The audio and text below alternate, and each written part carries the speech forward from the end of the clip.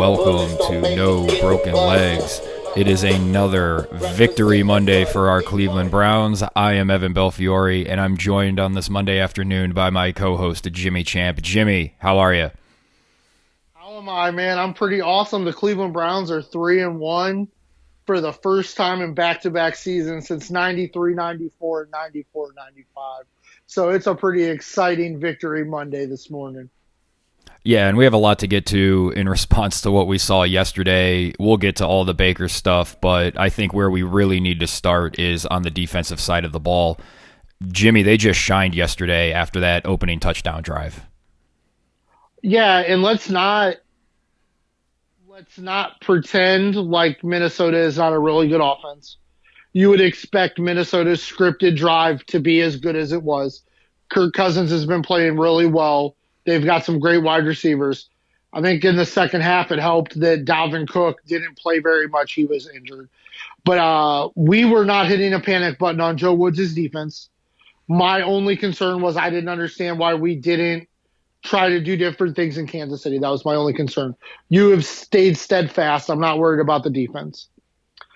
After that first drive yesterday, there were a lot of people who were ready to have Joe Woods fired at halftime. And then that was from that point on, that was one of the best defensive performances I've seen the Cleveland Browns play with my own eyes in a really, really long time. This is the first time since the Browns came back that they've allowed single-digit points in 2 straight games. So that's saying a lot. And this Vikings offense was really good, was playing really good football offensively coming into this game. And the Browns defense did what they needed to do, a lot of big third down stops. Some guys in the secondary who we wondered if they were even real football players because we hadn't seen them on football fields showed up and made some big plays. I'm surprised you've gone this long before mentioning Greedy Williams, who finally got back on the field and showed why the Browns have kept the faith in him. And if I don't expect him to be this great all the time, but if he can stay on the field, that is just another piece that they can throw out there.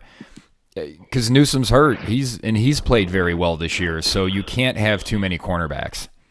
No, and if that's the performance we can get out of a cornerback 3, ooh boy, look out for this defense. I want to give a shout out to Tack McKinley. He made a couple huge plays. I believe Miles and Denzel split a sack. Yes. So that put Miles up to 6 sacks. So, I mean, the defense did everything right. They did not let Minnesota sustain any drives after that first long drive. There was pressure. There was good coverage. Like Justin Jefferson and Adam Thielen are one of the best wide receiver duos in the league. And our secondary, which we weren't totally sure about, really, really stepped up and played well without Newsome. And Wu continues to play really well at linebacker. Yeah, that's my next note after Greedy was just Owusu Koromoa is everywhere on the field. He seems to come up with plays in the backfield, on the run game. And to couple with that, the D-line just dominated yesterday. I mean, they just took that game over. They never let Cook get going. And when Cook went out briefly there, they just never let up. They just did not let Minnesota run the ball, and it kept them from being able to do all the stuff they want to do on top of that. Yeah, no, they just continued to come. Malcolm Smith played another good game, 8 total tackles, plus a tackle for a loss. Miles did add 2 more tackles for a loss on top of the half sack. So there were a lot of plays made at and behind the line of scrimmage for this defense, and that's what they're going to have to do. We talked about it. The defensive line and the secondary are going to have to shine because the linebacking core is the weakest part of the defense, but it's starting to look less weak with more and more snaps played by Wu.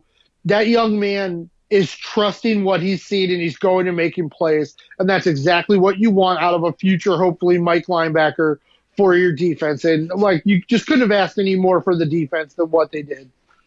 Yeah, the other thing I wanted to note was Harrison went out with an injury, and Delpit came in to cover for him, and I didn't see a difference. Did you?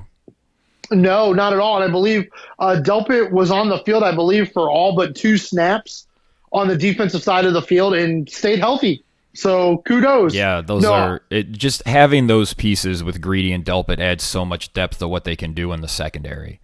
No, I could talk about, like, I could use examples from other games from this weekend, but I won't get into that. But the thing that was big for the secondary right now is it looks like there are a lot of interchangeable parts where Delpit came in and offensively the Vikings couldn't say target that guy. He just came in. He's not as good as the guy he's replacing. They can't necessarily do that with some talented depth that the Browns have, and that's a big deal. Giving the offense, not giving the offense of the other team a place to key into is a big deal. And it looks like the secondary, at least for 1 week against a good offense, when they were on the field a lot, they played a hell of a football game. Yeah, the Vikings came into this game. They had scored 24, 33, and 30. And they scored nothing after their opening drive. Just a great performance and just a nice, here we are on another Victory Monday. The Browns are 3-1, and everybody who was calling for Joe Woods to be fired 2 weeks ago looks like an idiot. Yep. And like I said, kudos to you. You said, let's not beat anybody up for what happens against the Kansas City Chiefs. And then we've seen improvement every week since. And you can see now, as we talked about, this unit, the ones did not get much playing time together at all at game speed in the preseason. So now it's coming together, and you're seeing guys play off of each other and make really nice plays and decisions. And this defense looks like it's coming together. And Joe Woods called an excellent game. He did a great job of keeping guys in the box when he thought Dalvin Cook was going to touch the ball, and then he understood, and passing downs, he had to get pressure on Kirk Cousins. That's what we talked about on our preview show was if you get Kirk Cousins in trouble and you get him in pressure, he will throw the ball away. He will get off script. He will not wait for receivers to make breaks. He doesn't want to take sacks. And they were able to do that all day, and it just totally disrupted Minnesota's flow on offense. Yeah, and hopefully we can keep counting on that defense to keep getting better and grow, because if they keep getting better and grow from what they've done the last 2 weeks, this is going to be a really fun team to watch. Before we get to Baker, I think we should give a tip of the cap to Chase McLaughlin, who just seems to do nothing but drill field goals, Jimmy, from far away. Yeah, this was one stat I was frantically trying to find, and I could not find it. I'm sure Stover did it at some point, probably Barr way back in the day. I can't personally remember where we had a field goal kicker make 50-yard field goals in back-to-back games. I can't remember that happening. I couldn't find a stat on it, but he's putting stuff right down the middle, and every field goal he makes look like it would be good from another 5 yards. It's really nice and really weird to see parts of the game that has been a struggle for the Browns for so long starting to shore up. Felton wasn't quite as good returning this week, but he's still been very shorthanded, not making stupid plays. And McLaughlin is just nailing field goals. It's a wonderful thing. All right, let's get into Baker. I have a number of things that I want to note, and I have 3 things. Okay. And so here are the 3 things that I think are the problem with Baker right now, because he was really bad this week, and he was bad last week. He missed a lot of throws, and he's sailing. So here's go ahead. Before you get into your 3 things, was that the worst professional game we've seen Baker play without Freddie Kitchens as his head coach? Yeah, I would think so. I can't think of a game that he was worse his rookie season. Okay. I mean, he had worse games with Freddie, but Freddie was a disaster. So yeah. Okay, so 3 things. Let's go. I think his shoulder's bothering him more than we talk about or let on. He did dislocate it is his non-throwing shoulder. Obviously, if it was throwing his shoulder, he wouldn't even be playing. But something mechanically with him is off, and I've dealt with a lot of shoulder injuries from bowling and softball days, so it can be tough to get your body positioning where it needs to be, and he just looks like he's mechanically off because he normally makes a lot of the throws that he missed. Yeah. Okay, number 2. The offensive line is beat up, and I'm concerned, Jimmy. Yeah. Wills hasn't finished a game this season, I don't think, and we said 2 weeks ago that they might need to sit him for a couple of weeks to let him get right. I think we're still in that discussion, if not more so. Yeah. And I think Jarvis Landry being out hurts. Yeah, I agree. So I think those are sort of the 3 things that are at the forefront here with Baker Mayfield. And I'm interested in your thoughts on that because he's not listed on the injury report. No, and I don't know how he can't be, because I agree with you. It looked like there was a functional problem with him throwing footballs yesterday. We'd seen him before this game. We'd seen him pretty much only miss high. That was not the case yesterday. There were balls outside, there were balls behind, there were balls low, there were balls in the field. Yeah, he looked like a pitcher who just can't throw a strike to save his life.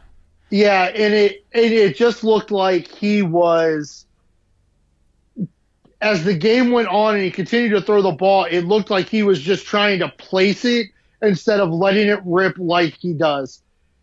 And then to your point about the offensive line, they don't have enough trust in the offensive line to move the pocket as much as they like to move it, because we know Baker throws the ball best on the run, on the bootlegs, and they don't have enough trust and health in the offensive line to do that right now. So he's kind of confined to the pocket a little bit, and he doesn't look well. I mean, 15 for 33 for 155 is just not going to get it done, as we talked about. Even as good as the defense is, even as good as the run game is, Baker has to be more like the Baker to the start of the season than from the point where he got hurt on his shoulder for them to have the ceiling that we think they can have. Like, that's just that. Like, plain and simple, he has to be better than he's been for the last game and 2 quarters. He has to throw the ball better. I have full confidence that Kevin Stefanski will make the right decisions. I don't know what you do next week, because you're expecting to play a shootout next week. The Chargers offense is no joke. Like, you're expecting a shootout. I don't know if you let Baker play next week. Maybe next week is the week to sit him. I don't know. Baker's playing. He's going to play unless they strap him down and don't let him. Yeah, you're not wrong there. But he's got to get right. But I agree with you. I think if Jarvis was out there, it would help getting it right, because Jarvis finds ways to catch balls that Baker throws that probably shouldn't be caught, and it seems to get Baker in rhythm. I do want to give credit to Rashard Higgins. He made a couple of really big move-the-chains catches early in the game on balls that weren't thrown great, so Higgins did make a couple of big catches, but you can't really judge any of the pass catchers on the game yesterday. But Baker's got to get right. That's just that. Like, we praise Baker when he does well. We're going to beat him up when he plays poorly. That was the worst game I've seen Baker play without Freddie Kitchens as his head coach. The decision-making was still there. It looked like he made all the right decisions. He just missed throw after throw. Yeah, and that's got to improve. Schwartz on what looked like it would have been a touchdown. He had OBJ on that late 3rd and 5 that would have sealed the game. He had him on that. I think he had OBJ earlier where he threw it, and it just wasn't even close. Yep. While Baker struggled on offense and the O-line didn't have their best game, they can still run the ball, man. Chubb and Hunt were great yesterday, especially Hunt. This is 2 games in a row that he seems like he's just taken the team on his shoulders and said, no, guys, follow me. We got this. Yeah, it's really impressive. While we have members of the offensive line that are struggling, man, Stefanski still just has some beautiful run concepts. Like, there were a couple times where he pulled both guards and had like 4 blockers on one side of the offensive line and ran Hunt on a counter to where he was pulling the guards. I thought those plays were beautiful. And Baker actually did a really good job. There were a couple times they had run plays called to the short side where he had less blockers. Looked like they were going to overload, so then he rechecked it to the strong side, which was smart. But Kareem Hunt is running really well. I mean, Chubb goes 21 for 100, which is an average of 4.8. Hunt goes 14 for 69 with a touchdown and an average of 4.9. Even as poor as Baker played, there are a lot of defenses in the NFL where you're going to win games with a run attack like that, because it wears down the defense. Like, we want to say, like, we watch the offensive line look like they're struggling, and then they run the ball 38 times for almost 200 yards. So they're not struggling quite that much, at least not in the run game. The pass blocking seems to be the problem, but and I agree with you, Kareem Hunt is just running super strong. He looks like he really understands the flow of the game script. When he's in there, he understands where he's supposed to go with the football. And Chubb had a little bit more burst, broke through a little bit more tackles at the front line. this week than we'd seen. So just kudos to Chubb and Hunt for absolutely carrying the game plan this week. Teams are really zeroing in on Chubb when he's on the field, and it's good to see that they're zeroing in on him, and he's still going 21 for 100. Yeah, like I said, I mean, there were, much like last week, there were a lot of runs where he was being hit at the line of scrimmage, but unlike last week, he was able to break through the defensive line and get into that 3-4 yard territory every carry, which is a big deal. I mean, let's face it. I mean, if they had, granted the Browns didn't score a lot, but Hunt and Chubb kept the chains moving enough to where Baker did not sit in a whole lot of 3rd and longs, because that probably would have got disastrous. Oh, I was going to say what I liked about Stefanski's performance in this game is I feel like Minnesota was ready for a lot of the concepts that he was going to run, which we would expect. I mean, it's like two teams were kind of staring at a mirror in terms of philosophy anyway on offense. So it seemed like Minnesota early on was doing a really good job of holding up in coverage, and it didn't look like there were a lot of places for Baker to go early. But as the game progressed, Stefanski was making adjustments to get guys open. There were plays out there to be made. Baker just didn't make any of them. So we saw Stefanski was there making the adjustments he needed to make for the team to win. Baker just didn't make the plays. We've seen Baker make those plays in the past. We assume he'll be able to make those plays in the future, and that there's just something going wrong today or, yesterday. And the thing that scares me is he looked like he was getting happy feet as that game went on, and we definitely don't want to see that from Baker moving forward. He's got to have trust in that O-line. Yeah, he's got to have trust in the O-line. We know Baker throws the ball best when he just plants the feet and flips the hips and fires the ball out there. So, as we talk about, we need Baker. Baker needs to be healthy and needs to be at the top of his game for this team to succeed to the levels we believe they can go. So you were in Minnesota this week. I assume they'll come home for a few days before heading out to LA for an afternoon game with the Chargers. And then you have the Cardinals the following week, and then the Broncos at home the week after. And that's our Thursday night game. So this could actually be kind of a brutal stretch, these next 3 games. So this is going to be big for Baker. He needs to get himself right. And maybe Stefanski is, again, just going to probably lean on the run game. I assume the way you try to beat the Chargers and the Cardinals is by keeping their quarterbacks off the field. And, I mean, what was it? I believe it was real time at one point yesterday. The Vikings went 48 minutes without touching a football. It was somewhere in that range. We had long, sustained drives, which comes from running the ball. But this team needs to have explosive plays to get the guys off the line of scrimmage, to give Chubb and Hunt more room to operate. It all has to work together. So Baker needs to get healthy and needs to play better for this team to go on a little stretch here in this early part of the schedule. Yeah, before the season, we looked at this little stretch here. We didn't think Denver would be very good, and we'll see what happens with Teddy Bridgewater. They might not be very good, but that's still a Thursday night game. You're coming off of a stretch where you're playing a tough game against the Vikings. The Chargers look like they're very good. The Cardinals look like they may be the best team in the league. Yep. So you're looking at a 3-game stretch here where the Denver game's probably the only game they'll be favorites. Man, if they can get through this stretch going 2-1 and be sitting at 5-2 after the first 7 games, that would be huge. But even if they go 1-2, there's not a whole lot of reason to panic, because Baltimore, man, they don't look right either. No, they don't. It was a weird week 4, and we'll have our thoughts on that when we do picks later in the week. But it was just a weird week 4.